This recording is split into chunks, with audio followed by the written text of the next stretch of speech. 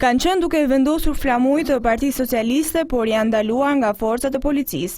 Sipas degës së Partisë Socialiste në Shkodër, kanë qenë vetë drejtuesit e policisë në Shkodër të shoqëruar nga 10 efektiv të policisë, të cilët kanë shoqëruar forcërisht në komisariatin numër 2 aktivistët e EPS-s, Ardian Kiri dhe Gjin Dreu.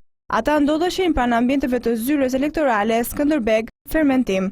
Pranë vendngjarjes ka mbërritur menjëherë deputeti i EPS-s Tom Doshi. Ai ka deklaruar se këto janë manovra që përdorin militantët të veshur me uniformë për të friksuar simpatizantët dhe aktivistët e Partisë Socialiste.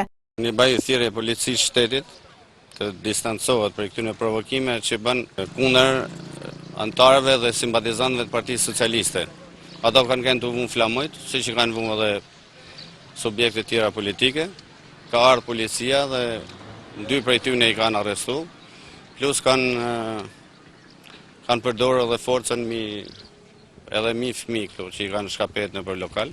Këta militant polic, siç është drejtori i policisë, unë e di se ata kërkojnë me kriju incidente, por nuk ka shans për me friksu elektoratin e Partisë Socialiste.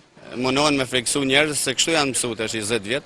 Të ushtru presion mi socialistat. Që nga orët e para të mëngjesit pranë kësaj zyre elektorale janë vendosur praninë të forcave të policisë dhe civil.